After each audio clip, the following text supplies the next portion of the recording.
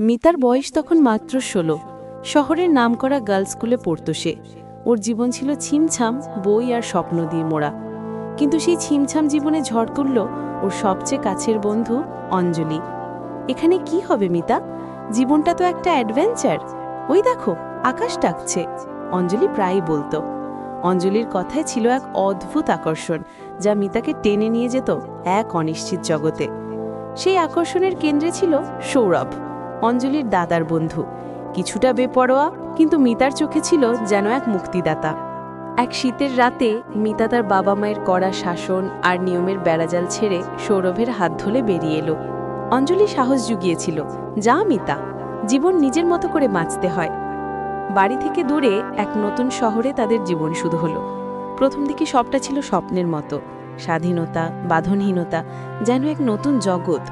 কিন্তু মাসখানেক যেতে না যেতেই সেই স্বপ্নে ফাটল ধরল। সৌরভের দায়িত্বজ্ঞানহীনতা আর উদ্দাম জীবনযাপন মিতাকে ক্লান্ত করে তুলল। ভালোবাসা পরিণত হলো দৈনন্দিন তিক্ততায়। তার উপর এলো সেই অপ্রত্যাশিত খবর, মিতার জীবনে নতুন প্রাণ এসেছে, সে গর্ভবতী। এই খবর শুনে সৌরভ ভয় পেল, দায়িত্ব নিতে চাইল না। একদিন সকালে মিতা দেখল সৌরভ তার জিনিসপত্র গুছিয়ে তাকে একটি চিরকুট ধরিয়ে দিয়ে চলে গেছে। আমি এই জীবন চাইনি, আমাকে ভুল বুঝো না। মিতার পায়ের নিচে থেকে মাটি সরে গেল। ১৬ বছর বয়সে সে একা, নিঃস্ব, আর ভেতরে এক নতুন প্রাণীর ভার। কোথায় যাবে সে?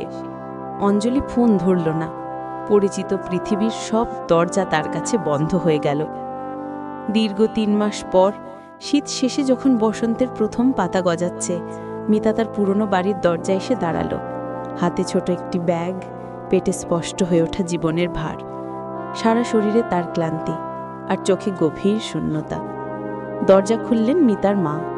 মাকে দেখে মিতা কিছু বলতে পারল না, শুধু হাউমাউ করে কেঁদে উঠল। মায়ের চোখ দিয়েও জলের ধারা নামল, কিন্তু তিনি মিতাকে কোনো কথা বললেন না, কোনো প্রশ্ন করলেন না। শুধু ২ হাত বাড়িয়ে মেয়েকে বুকে টেনে নিলেন।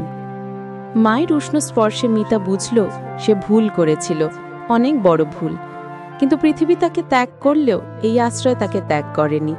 বাড়ি ফেরা মানে পরাজয় নয়, বাড়ি ফেরা মানে এক কঠিন সত্যি মেনে নিয়ে নতুন করে বাঁচতে শেখা, তার পেটের ভেতরের নিষ্পাপ জীবনের জন্য। ফিরতি পথটা কঠিন ছিল, কিন্তু এই পথে ছিল ক্ষমা আর ভালোবাসার উষ্ণতা, যা তাকে আবার দাঁড়ানোর শক্তি জোগালো।